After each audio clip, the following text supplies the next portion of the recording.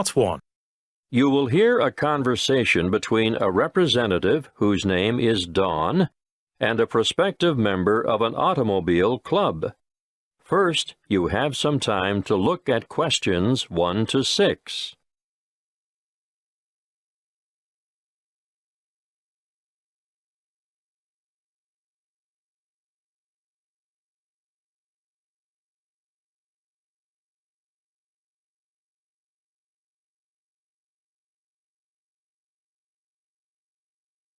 Listen carefully and answer questions 1 to 6.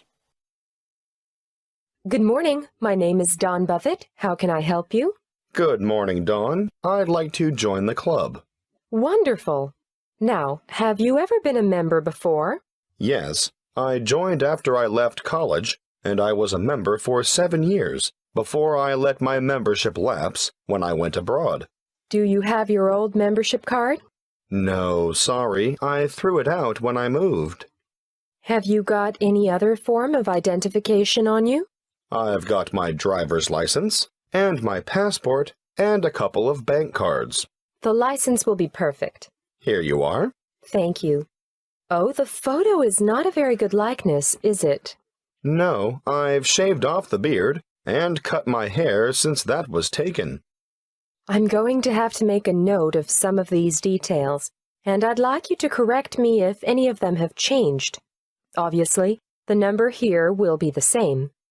AY916310. Look, you've copied it down wrongly. It's AY196310. Thank you. I'm glad you picked that up. Now, family name? Black, and other names, Gavin Raymond. Yes. And you were born on the 22nd of January, 1973. That's correct. Can I just remind you that you'll need to renew your license by the 19th of May, 2012? You wouldn't believe the number of people who get caught out with an expired license. Thank you. I must admit, although I carry it around in my wallet, I wasn't really aware of that. Not many people are. I've been caught out myself.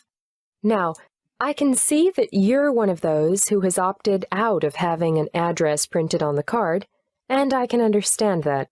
Personally, I think it's better security not to have it, in case your wallet gets stolen, for example. I agree. Can you give me your current address for our records? Yes, of course. I live at 29 Sunset Street, Meadowbank. Thanks. Actually, my uncle lives in the same street. It's a very nice area, isn't it? Yes, pretty good. Now, you've got 3 classes of license: motor car, motorbike, and heavy vehicle. Do you want to be covered for all 3? Oh, not anymore.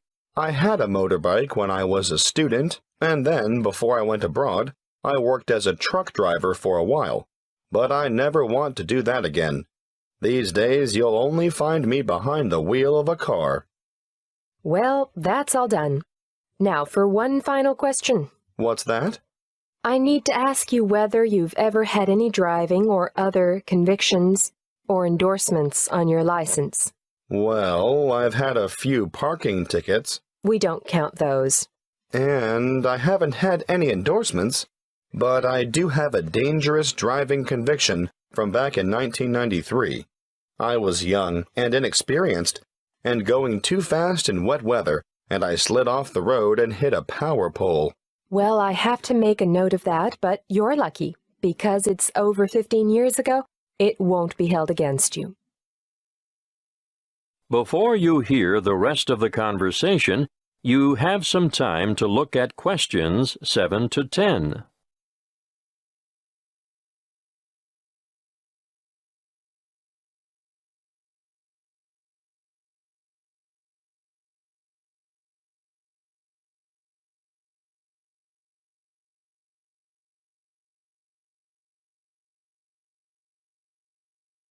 Now listen and answer questions 7 to 10.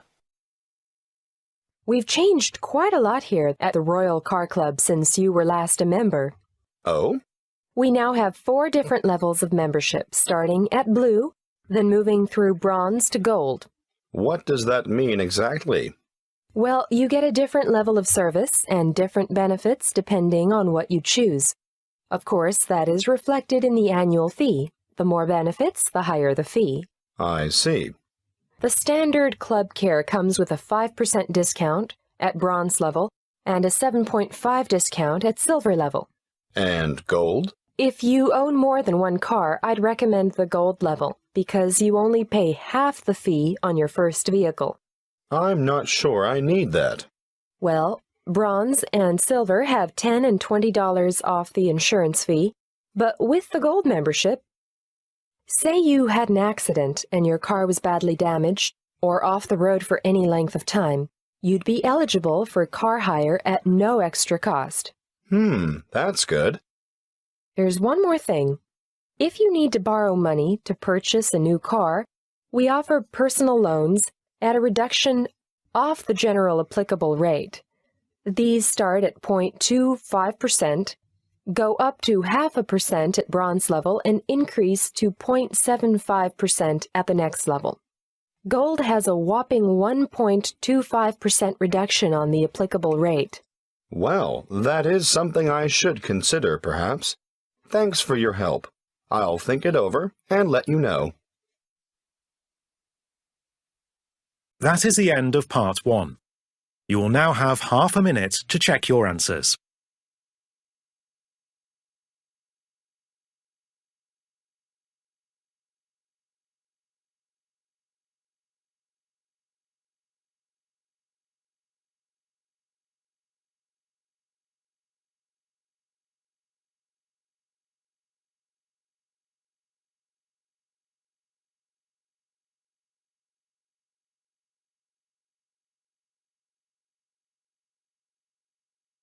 Part 2.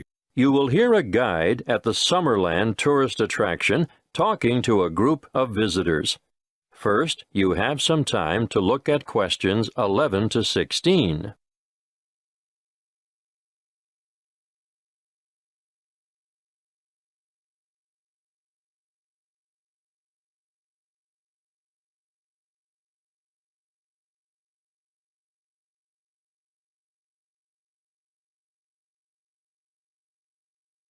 Listen carefully and answer questions 11 to 16. Welcome to Summerland. I'm your guide, Jackie, and I'm going to tell you a little bit about what we do and have here before I take you on a tour of the facilities. In our air-conditioned restaurant, we can cater for anyone from the individual diner to families and tour groups, but we also do functions such as weddings, conferences, birthday parties, and so on. We have a delicious modern menu on offer in the restaurant, or perhaps you'd prefer to sit outside in the courtyard overlooking the lush tropical gardens. And for those booking a function, we devise an interesting set menu according to the type of celebration and the client's budget.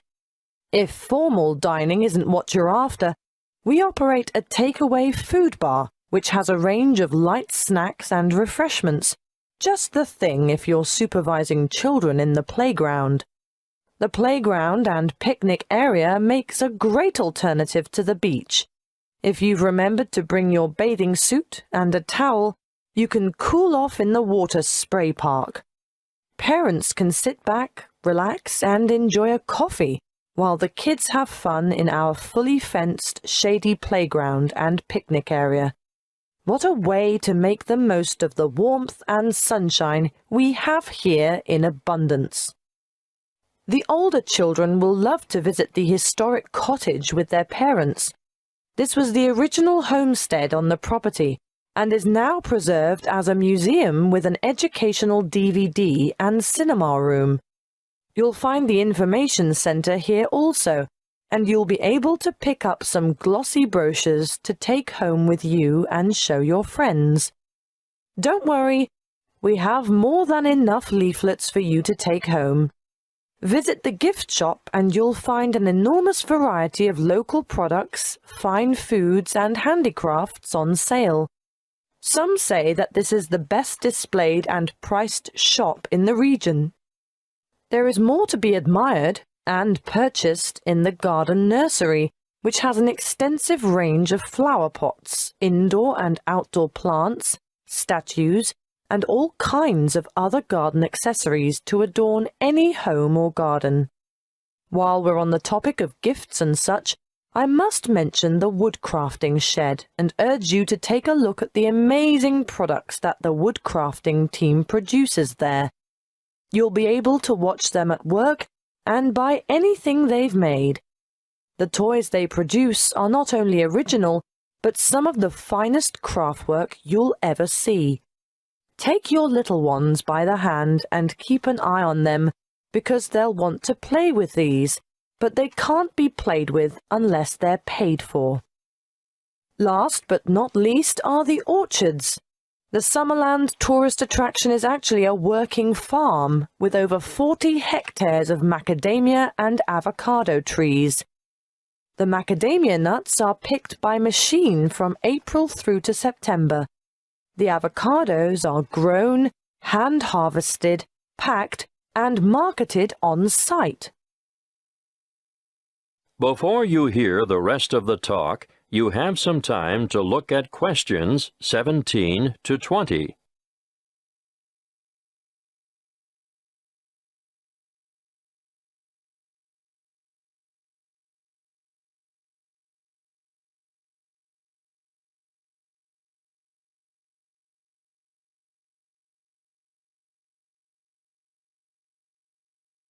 Now listen and answer questions 17 to 20. Now, are you all set for the tour? We'll leave the car park and walk in an easterly direction towards the administration building with the parking spaces outside. We won't go into the admin building because there's nothing much to see there. Instead, we'll walk in a northeasterly direction towards the museum.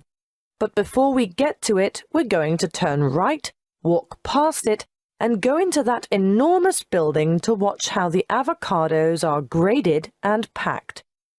Well, what did you think of that? Those packers have to work very fast, as you can see. Now, as we come out of this building, we'll go to our left and around the back towards the cool room. Of course, this is where all the fruit is stored after packing. There are a lot of boxes of fruit in there. Nothing very interesting to look at, but we will stop at the other building to see how they make the cardboard cartons. See how everything is mechanized, so there is very little labor involved? I'm intrigued by how those machines operate, just like clockwork. It does get very hot in there, though, doesn't it? Which makes the thought of a peek inside the cool room quite attractive. But no, we'll skip that and make towards the building in the far northeastern corner of the facility, where they take the husks off the macadamia nuts. It's quite noisy, but absolutely fascinating. Now we'll take a shortcut heading west through the orchard to the woodcrafter's workroom and shop, and I'll give you a few minutes to browse. Take note of where this is because I'm sure you'll want to come back here later this afternoon in your free time. Is everyone still with us? Right, let's go south now and take a leisurely walk through the picnic and playground area with the water feature. But we want to end up over at the garden shop at the northern end of the car park. We'll have to walk through the little gift shop first to gain access to the garden shop, and I'm sure you won't be able to resist getting some nice little presents for the folks at home. Are you ready for lunch now? I know it's been a whirlwind tour, but the restaurant has us booked in for 12:30, and after that, you're free to take your time wandering around until the bus leaves at 3 p.m. That is the end of part 2.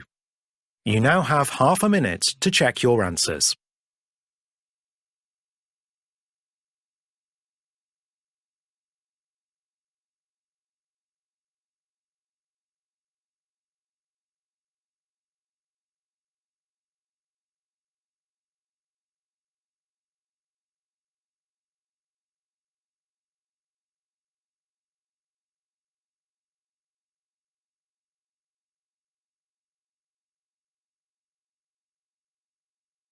Part 3. You will hear a conversation between a lecturer and two horticulture students who are preparing a display for a science fair. First, you have some time to look at questions 21 to 25.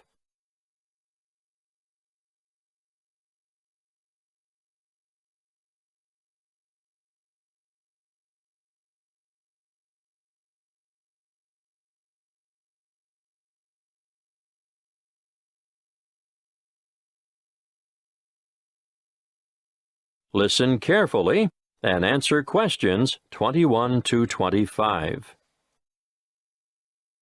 Good morning, Annie. Tony, how are you? Fine, thanks. Well, tell me what you have here. We thought we'd look at different methods of hydroculture. Uh-huh. In the true hydroponics method, the roots are bathed with water and nutrient solution, while support for the plant must be provided above the container. And alternatively? Alternatively, the plants can grow with their roots in a substratum, such as sand, vermiculite, or LECA granules.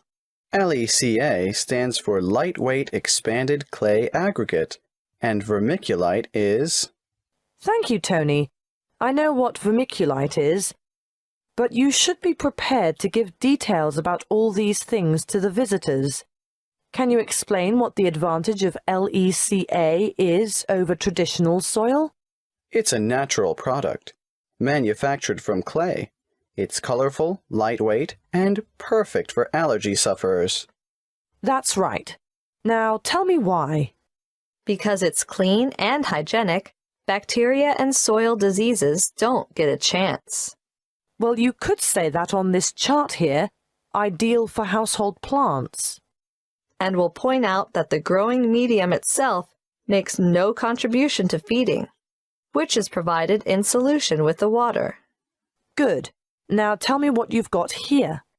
This is a simple version of the first method, using a wide-neck jar which we've filled with water and nutrients, leaving space at the top. As the roots need to be in darkness, we'll cover the sides of the glass with brown paper later. How did you get the plant through the cork? We made a hole through the center and cut the cork in half so we could fit it around the plant stem, and we padded the hole with cotton wool.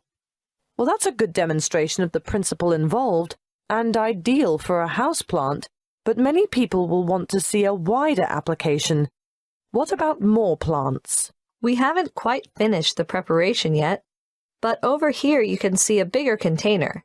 In fact, any wide container can be used, with the nutrient solution in the bottom, airspace above, and then we've made a rigid lid, and we've covered that with a layer of litter. What have you used for litter? We've used wood shavings. Untreated? Definitely. That's most important.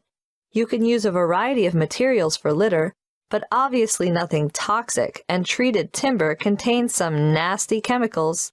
So, if you're using sawdust or wood shavings, they have to be from natural timber. A good point. Yes, we'll make a note of that when we list possible ingredients for litter. Be sure to explain the purpose of the rigid lid. It's wire mesh, isn't it?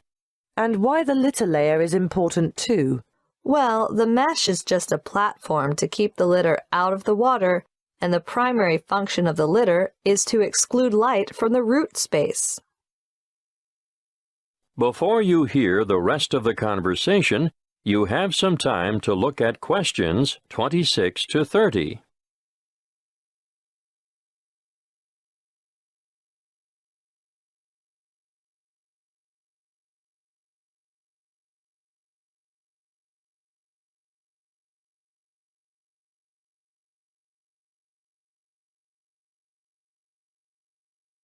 Now listen and answer questions 26 to 30.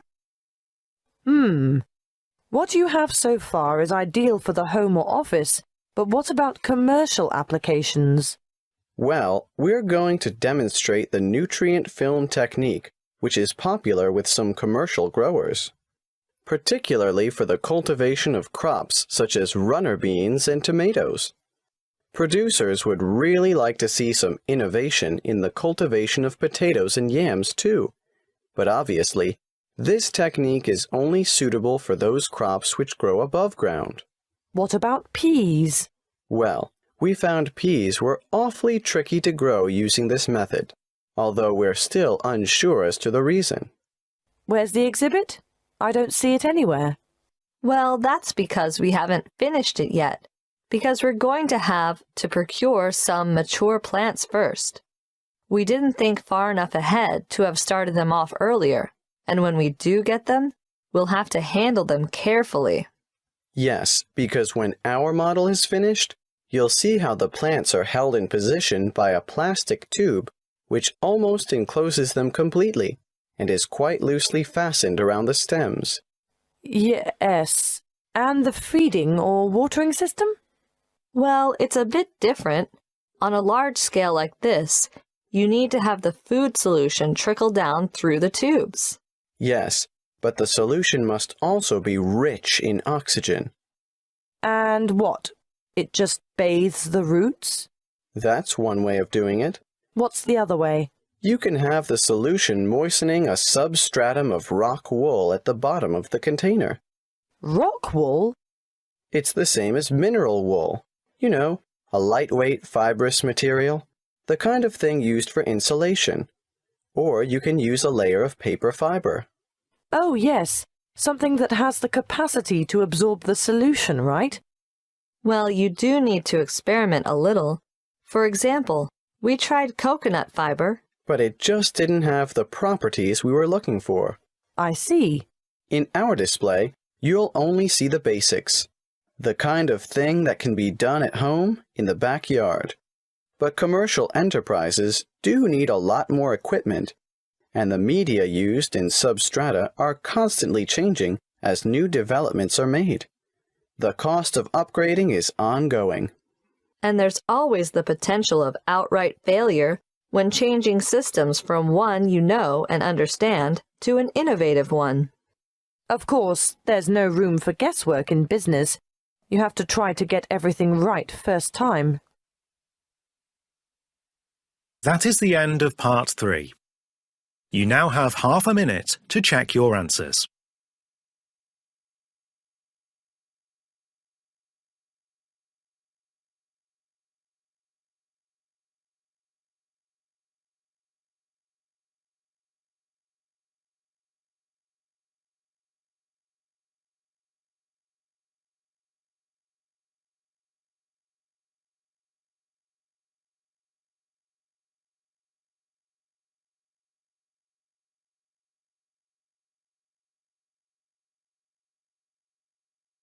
Part 4.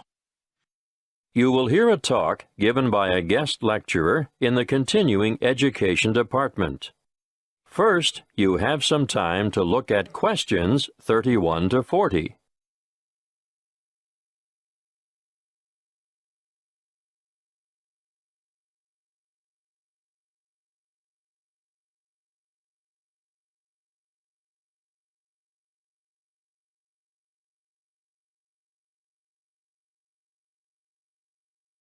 Listen carefully and answer questions 31 to 40. Good evening.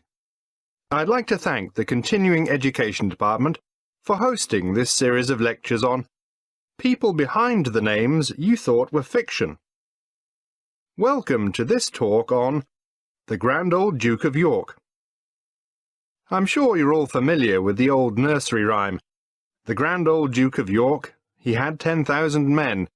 He marched them up to the top of the hill, and he marched them down again, and so on. But did you know that the Duke of York, immortalized in this popular song, was actually Frederick Augustus, second son of King George III of England and Queen Charlotte? He achieved fame in this way because of the humiliation he suffered at the hands of the French during the Revolutionary Wars at the end of the 18th century. Frederick was born on the 16th of August, 1763, and from the age of 17 he had been trained as a soldier. When war broke out between England and France in 1793, his father, the king, insisted that he should command the British contingent that was being dispatched to Flanders to cooperate with the Austrians and the Dutch. The Duke was a brave soldier, but remember he was only 30 at the time. Not only was he young, but he was also inexperienced in battle, and was unable to cope with the enthusiastic French Revolutionary Army. He was let down by his allies too, and in spite of the arrival of 10,000 fresh troops from England, his campaigns were a disaster. He was driven out of Dunkirk in September 1793, Flanders in May 1794, and Belgium in July 1794. Finally, during the winter of 1794 to 1795, his army retreated to the border of Hanover, and, with his unsuccessful campaigns over, the Duke returned to England.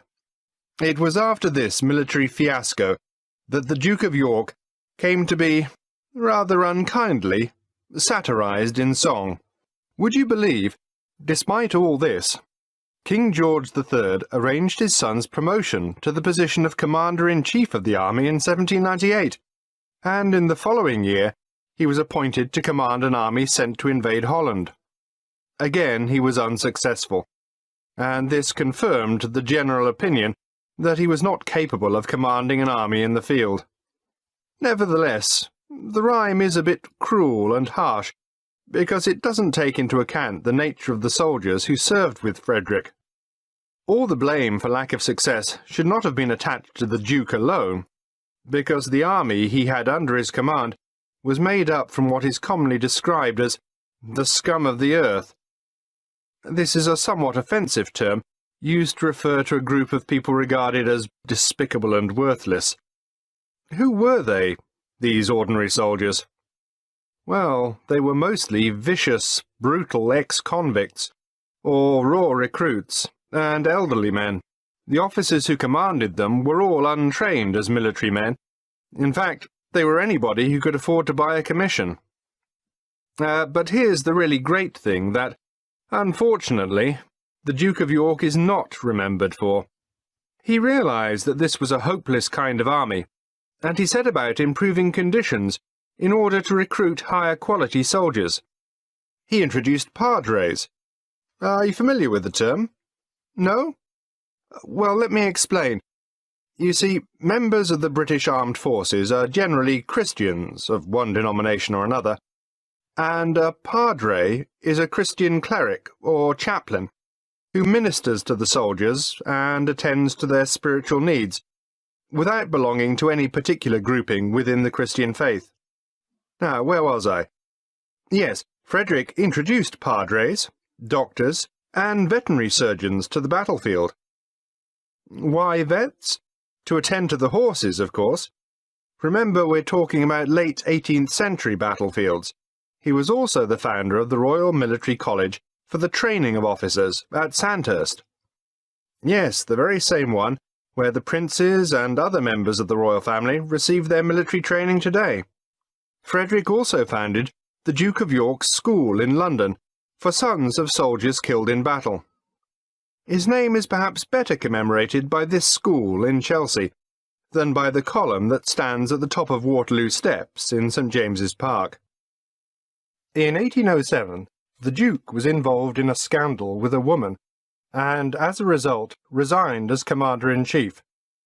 But he was reinstated in 1811 by his elder brother, the Prince Regent, who later became George IV of England. He continued in this post until his death in 1827. That is the end of Part 4. You now have half a minute to check your answers.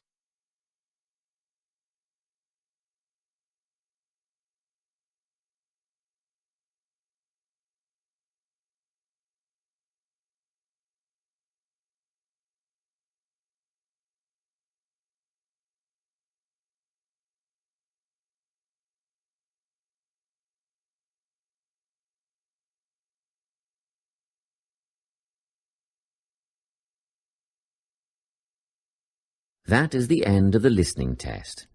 You now have 10 minutes to transfer your answers to the listening answer sheet.